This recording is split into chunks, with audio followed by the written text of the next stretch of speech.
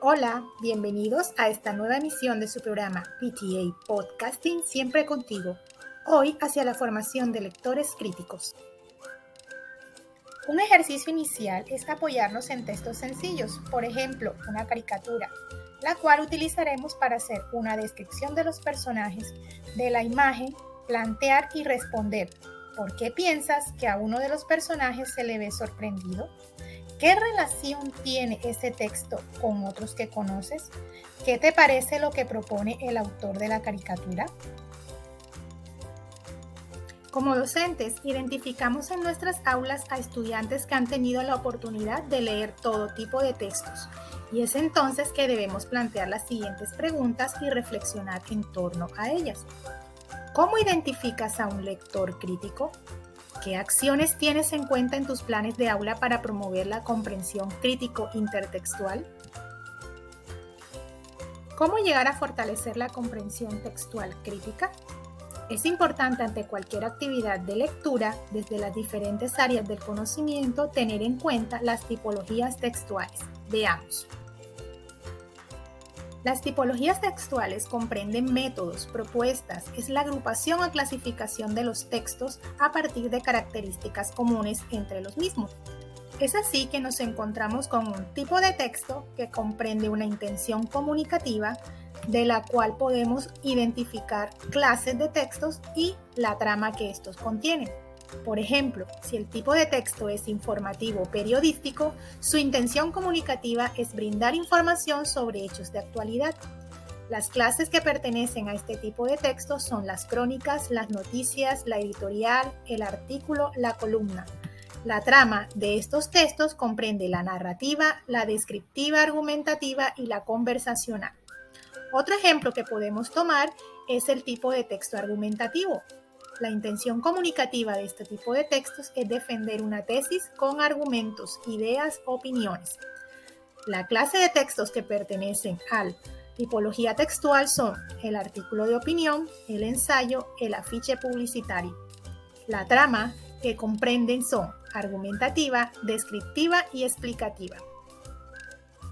Otras de las tipologías textuales que resultan muy interesantes para trabajar con nuestros estudiantes son la epistolar, la instruccional y la humorística. La intención comunicativa para el caso del texto humorístico es producir un efecto cómico por el juego deliberado con las palabras y las imágenes. Aquí podemos encontrar los chistes, los grafitis, las caricaturas. La trama que tienen estos textos son narrativa y argumentativa. Para el caso del epistolar, la intención comunicativa es comunicarse con otras personas. Encontramos aquí en esta tipología textual la carta, el telegrama, tarjeta, solicitud, nota, la esquela, cuya trama es narrativa argumentativa. Ahora bien, miremos qué es el fenómeno de la intertextualidad. Para Bachin es la representación del mundo en interacción dialógica y polifónica, esto es, la representación del mundo literario con multiplicidad de voces. Para Genet, en un texto podemos apreciar la presencia de otros inmersos en él. Para Kristeva, los lectores competentes podrán dar cuenta de las múltiples voces presentes en el texto. Para Roland Barthes es la naturaleza de todo texto visto como una cámara. Pero, ¿cómo se produce el fenómeno de la intertextualidad? El intertexto lector es quien regula operaciones como la identificación, la asociación y la conexión desde la experiencia lectora ante los estímulos textuales propuestos por el escritor. Esto es, lo que se presenta como la imagen, las palabras, los colores, la disposición de cada uno de estos elementos. El diálogo intertextual estará dado por el hipertexto y el hipotexto. Para el día de hoy tendremos como hipertexto En el bosque de Anthony Brown y el hipotexto tendremos a Caperucita.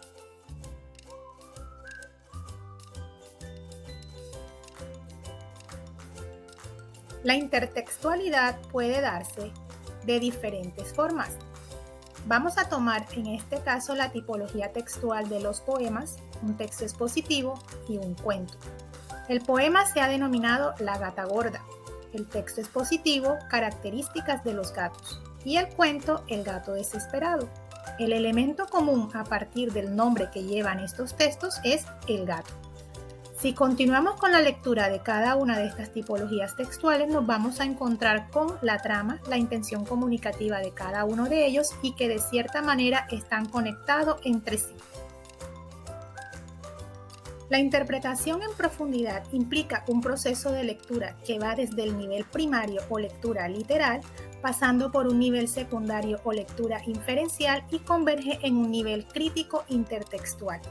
Este tercer nivel es operado en un lector competente, dado que se caracteriza porque desde allí se generan las relaciones dialógicas entre los textos de diversa clase, y no solo los literarios como lo expresa el Ministerio de Educación Nacional, y descubrir cómo el autor produjo su texto constituye en el lector crítico ese placer de la lectura. Así pues, las estrategias de comprensión que se apliquen antes, durante y después de la lectura fortalecerán los niveles de comprensión textual literal, inferencial y crítico intertextual. Los videojuegos, el cine, los cuentos, la televisión son todas unas grandes posibilidades para que se dé esa intertextualidad.